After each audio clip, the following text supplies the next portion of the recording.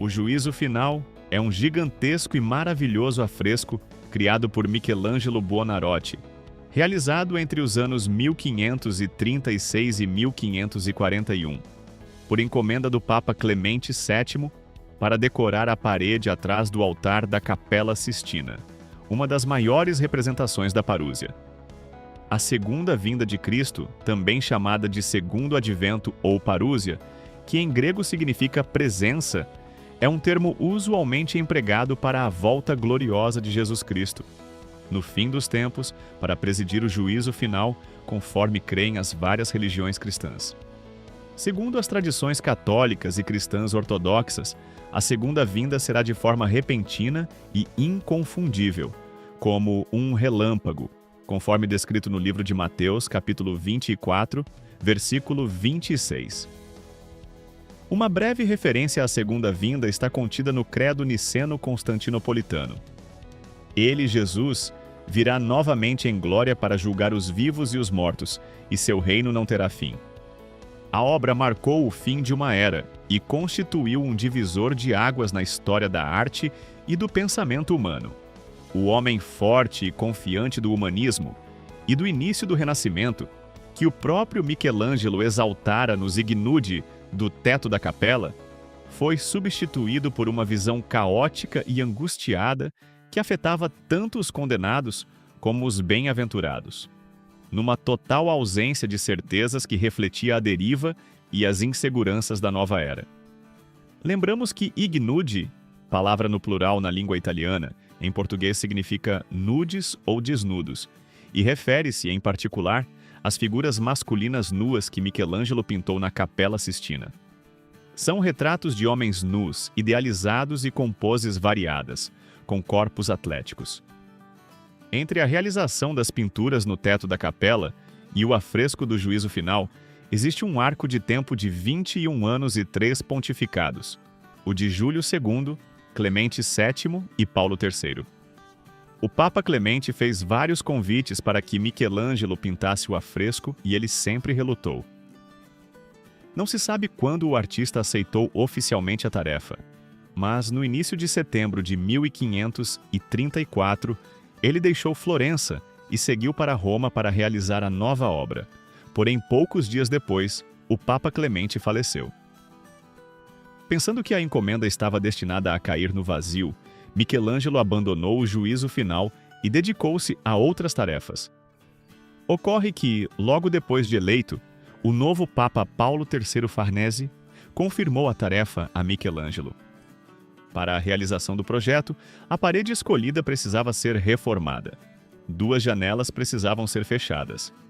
Uma sapata de tijolos precisava ser construída, levemente inclinada para dentro para criar uma pequena inclinação que evitasse o depósito de poeira e outros inconvenientes durante a fase de pintura. Na parede original havia 3 afrescos do século XV, pintados por Perugino: Nascimento e Encontro de Moisés, Assunção com Sisto IV ajoelhado e Natividade de Cristo. Alguns papas da série entre as janelas, bem como 2 lunetas pintadas pelo próprio Michelangelo mais de 20 anos antes, representando Abraão, Isaac, Jacó, Judas, Esrom e Arã. Destas obras restam apenas fontes iconográficas para as lunetas e o retábulo central da Assunção sobre o altar. O Juízo Final representou a primeira intervenção destrutiva na história da capela e deve ter sido uma decisão atormentada. Uma vez montado o andaime, Michelangelo subiu no verão de 1536. Em 1540, depois de o andaime ter sido baixado para pintar a parte inferior, Michelangelo caiu, ferindo-se e necessitando de 1 mês de repouso para se recuperar. Michelangelo trabalhou sozinho em toda a obra, com ajuda simples para o trabalho manual de preparação do reboco e das cores, além de um único assistente fiel chamado Urbino, que provavelmente cuidou de colorir o fundo. Como já havia experimentado na época do teto da capela, ele não confiava em assistentes na pintura, preferindo trabalhar sozinho. A obra foi concluída em 1541, descoberta e mostrada na véspera do Dia de Todos os Santos, a mesma noite em que, em 1512, os afrescos do teto da capela foram revelados. A pintura é composta por mais de 400 figuras, dispostas em moção circular ao redor de Cristo, enfatizando o caráter categórico do julgamento, uma vez que só há dois caminhos possíveis a serem seguidos: o de subida em direção ao reino dos céus ou o de descida rumo à condenação eterna. Com 13 metros e 70 centímetros de largura e 12 metros e 20 centímetros de altura, esta grandiosa obra aproveita toda a parede e descreve o juízo final, conforme citações na Bíblia, como segue. No livro de Apocalipse, capítulo 20, versículo 11, onde está escrito: os mortos serão julgados de acordo com as suas obras, com base no que está escrito nos livros. Ainda no livro de Apocalipse, capítulo 21, versículo 8, onde consta: os mortos que não foram encontrados escritos no livro da vida serão lançados no lago de fogo. No livro de Mateus, capítulo 12, versículos 36 e 37, onde cita: no dia do juízo, cada pessoa vai prestar contas de toda a palavra inútil que falou. No livro de Hebreus, capítulo 9, versículo 27, onde está escrito: aos homens está ordenado morrerem uma só vez, vindo depois disso o juízo final. No livro dos Salmos, capítulo 9, versículo 8, onde está a citação: ele mesmo, ou seja, nosso Deus julgará o mundo com justiça, fará juízo aos povos com retidão. Voltando ao livro de Mateus, capítulo 25, versículos 31 ao 46, onde cita sobre o julgamento das nações. Em resumo, o juízo final é o culminar dos preceitos de Deus e a aplicação final dos seus decretos sobre todos. Michelangelo expressa vigorosamente o conceito de justiça divina, severa e implacável em relação aos condenados. O Cristo, parte central da composição, é o juiz dos eleitos que sobem ao céu por sua direita, enquanto os condenados, abaixo de sua esquerda, esperam Caronte e Minos. Na mitologia grega, Caronte era o barqueiro que transportava as almas dos mortos através dos rios Estige e Aqueronte para o Hades. Ele era responsável por conduzir os espíritos ao mundo inferior e, em troca, recebia um pagamento chamado óbolo, que era uma moeda de baixo valor, colocada na boca do falecido. Na Bíblia, Hades é uma tradução do termo grego que significa inferno ou mundo dos mortos. É um lugar onde as almas dos mortos residem temporariamente antes do juízo final, e pode ser visto como o equivalente ao Sheol no Antigo Testamento. Minos, na mitologia grega, era o rei de Creta e, após a sua morte, tornou-se um dos juízes do inferno, que julgava as almas especificamente no Hades, ou seja, o submundo dos mortos. Na Divina Comédia de Dante, Minos é descrito como o guardião do segundo círculo do inferno, responsável por determinar a qual dos 9 círculos cada alma condenada seria enviada. As almas dos seres humanos ascendem ao paraíso ou descem ao inferno, dependendo de como são julgados por um Cristo jovem, com Maria a seus pés, cercado por importantes santos da Igreja Católica como Pedro, Catarina de Alexandria, Lourenço, Bartolomeu, Paulo, João Batista e outros. Esse afresco também é conhecido por toda a polêmica que causou, provocando longos debates entre os críticos da Contra-Reforma Católica e os que visualizaram a genialidade de Michelangelo e seu estilo maneirista.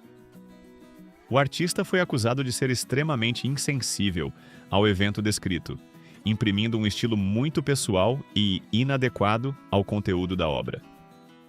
Toda a polêmica começou quando o mestre de cerimônias do Papa, cardeal Biagio da Cesena, dizer que a pintura era uma completa desgraça por expor figuras despidas, provocando uma completa vergonha, e que não era uma obra para ficar numa capela, mas em banheiros públicos e tavernas.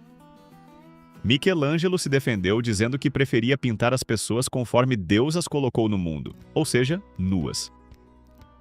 Cesena reclamou com o Papa, que brincou dizendo que sua jurisdição não se estendia até o inferno, e que por isso nada podia fazer, e que a pintura continuaria na capela.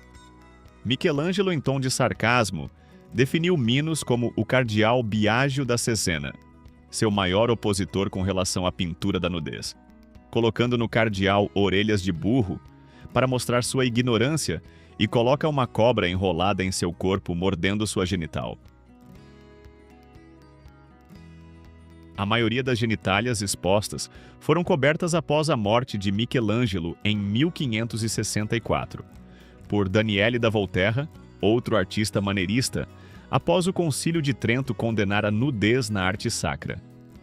O decreto dizia: toda superstição deverá ser removida, toda lascividade deve ser evitada, de tal modo que as imagens não devem ser pintadas ou enfeitadas com referências à luxúria. Além disso, nenhuma imagem sacra poderia ser exibida em público sem a autorização de um bispo. Alguns estudiosos acreditam que Michelangelo se retratou na pele esfolada de São Bartolomeu, demonstrando todo o desprezo que ele teria sentido ao ser contratado para pintar o Juízo Final. Michelangelo se autorretratou em várias pinturas. Ele sempre foi um forte questionador sobre a morte e do próprio Juízo Final, que é usado como uma das maiores referências de seu trabalho. Ao terminar este grandioso afresco, já estava com 66 anos de idade, e a pele descamada de São Bartolomeu representaria seu renascimento. Michelangelo não teve nenhum conselheiro para realizar esta obra, e sua inspiração veio da obra denominada Inferno de Dante Alighieri. O homem maldito que percebeu que foi condenado ao inferno, sendo puxado por um demônio. Caronte e Minos, duas figuras que retomam a mitologia clássica greco-romana. Todo este afresco foi restaurado junto com o teto da capela entre os anos 1980 e 1994, sob a supervisão de Fabrizio Mancinelli, curador do Museu do Vaticano. Durante o período de restauração, foram removidas muitas das censuras realizadas, onde vieram à tona muitos detalhes da arte original de Michelangelo, que ficaram escondidos por dezenas de anos. Dentre várias descobertas, citamos que a representação do cardeal Biagio de Cesena, como Minos e suas orelhas de burro, estava sendo atacada na sua genitália por uma cobra. Outra descoberta foi um indivíduo condenado ao inferno, logo abaixo e à direita de São Bartolomeu. Esse indivíduo por muito tempo foi tratado como masculino, mas após a remoção da folha de figo, descobriu-se que se tratava de uma figura feminina.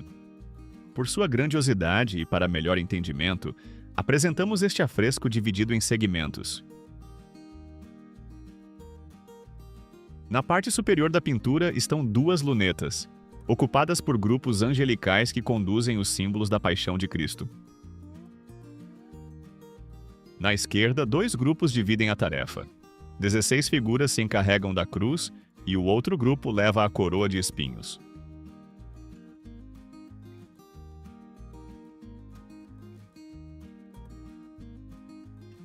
Na luneta direita, alguns anjos transportam a coluna da flagelação. Um dos anjos carrega o bastão em que foi posta a esponja embebida em vinagre, oferecida para Jesus. Em segundo plano, bem acima, podemos ver a escada usada para retirar o corpo de Cristo da cruz entre figuras borradas que se perdem na composição.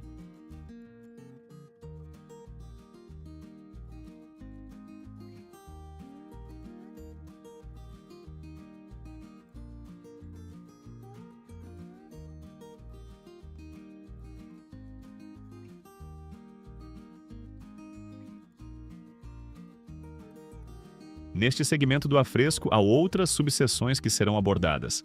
A primeira é a figura de um Cristo jovem atuando como juiz, que prevalece coordenando o destino das almas ao erguer sua mão direita sobre a cabeça, condenando aqueles que se encontram à sua esquerda, direita de quem olha a pintura, ao mesmo tempo que aponta a sua mão esquerda em direção aos escolhidos. À sua direita, esquerda de quem olha a pintura, os acolhendo no reino dos céus. É através dele que se gera toda a circularidade da cena, através de seu gesto que simultaneamente recebe e despreza. Ao redor de Jesus e de Maria, pode-se observar uma multidão disposta em posição semicircular, composta por profetas, apóstolos, mártires e santos, que buscam a atenção do Salvador.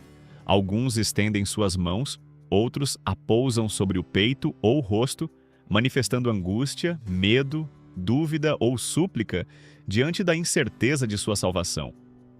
Entre esses personagens estão, ao lado direito de Cristo, São João Batista. Aos pés de Cristo, São Bartolomeu segurando sua pele esfolada. Do seu lado esquerdo está São Lourenço, que carrega a grelha onde foi queimado. Mais acima, à direita de quem olha, é possível reconhecer São Pedro entregando as chaves do céu. São 53 figuras, e dentre elas existem alguns santos facilmente reconhecíveis, e outros sem atributos sobre os quais foram feitas algumas hipóteses sobre sua real identidade. À direita de Cristo, 50 figuras formam um grupo quase exclusivamente feminino de difícil identificação. Sobretudo, o grupo disposto em formato côncavo mantém o caráter móvel da composição, visto que alguns que emergem da parcela inferior parecem ser ajudados a subir para a parte superior do grupo. Seus rostos e gestos mostram uma excitação maior em comparação com a porção central da imagem. Entre as mulheres, algumas são destacáveis, aquela vestida de verde, de seios à mostra que parece amparar outra que se agarra em seus quadris, a mulher nua apoiada sobre um pano azul que se vira para conversar com outra mais atrás. A que aparenta mais idade que cobre seus cabelos enquanto seu peito está desnudo, e a figura que lança o olhar aos céus e estende suas mãos em gesto de prece. O grupo à esquerda de Cristo é predominantemente composto por figuras masculinas, de mártires e beatos, onde destacam-se em primeiro plano o homem que ergue uma cruz com auxílio de terceiros, identificado como Dimas, o bom ladrão. Abaixo dele encontra-se São Sebastião, ajoelhado, que estende seu braço esquerdo, empunhando as flechas de seu martírio. Ao seu lado estão São Brás, com os pentes para cardar lã, e Santa Catarina de Alexandria com a roda em que foi torturada. Mais à esquerda, abaixo de São Pedro, podemos ver Santo André, que carrega sua cruz em formato de X, e São Simão segurando a serra que lhe partiu ao meio.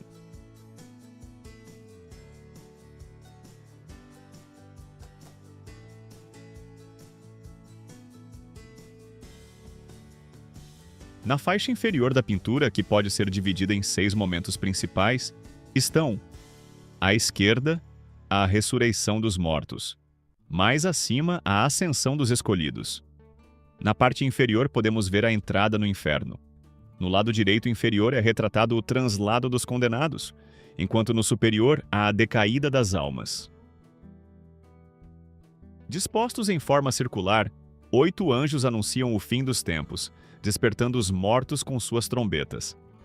Aqui, Michelangelo abandona a representação tradicional dos anjos trombeteiros, concebida através do capítulo 24, versículo 31, do livro de Mateus, ou até mesmo a descrita em Apocalipse capítulo 8, versículos 2 e 3.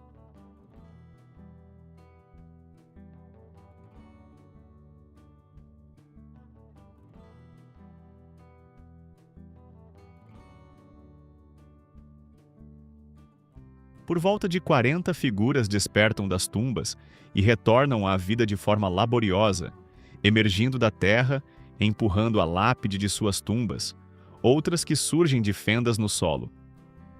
Algumas vestidas e outras nuas, algumas de carne e outras que ainda não recuperaram sua antiga corporeidade. À direita, anjos entram em conflito com figuras demoníacas pela posse dos ressuscitados. Alguns são puxados para a caverna infernal pelos pés, outro, em especial, é puxado pelos cabelos pela criatura maligna, enquanto 2 anjos o puxam pelas pernas para obter o controle da alma. Esse embate pode ser interpretado como uma alusão à luta entre Miguel Arcanjo e Satanás, o bem contra o mal até o momento final.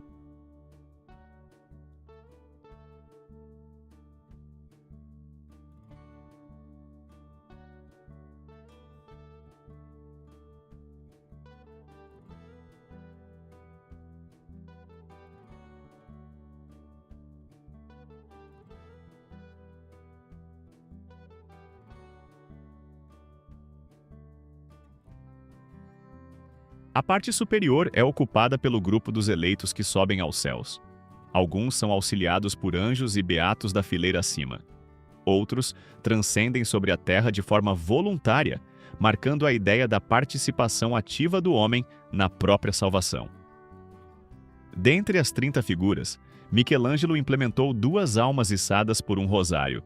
A vestida de verde olha devotadamente para o anjo quando beija o objeto, enquanto a outra pousa os braços sobre o peito em sinal de gratidão. Assim, o artista reforça a importância da prece por meio de terços e rosários para a salvação humana. Na borda inferior da pintura, embaixo dos anjos, é possível observar uma caverna, aparentemente a entrada do inferno, iluminada por fogo e repleta de seres demoníacos e daqueles que foram sentenciados ao purgatório.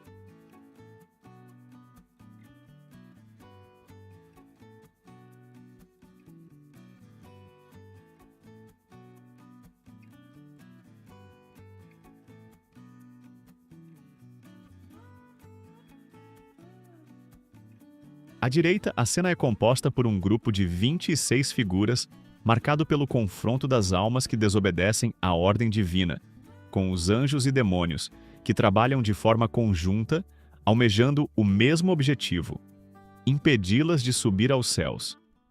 Enquanto outras se mostram omissas ou simplesmente incrédulas aos acontecimentos que os cercam, se destacando a figura isolada à esquerda, uma alma desesperada ao ser puxada por bestas, ao mesmo tempo que uma cobra monstruosa o morde. Acredita-se que Buonarroti representou os 7 pecados capitais neste grupo. No entanto, além do homem à direita levado pelos testículos, que representaria a luxúria, ou do homem ao centro, de cabeça para baixo, que representaria a avareza, carregando um saco de moedas e 2 chaves em seu manto, não é possível distinguir os outros 5 dentro da composição.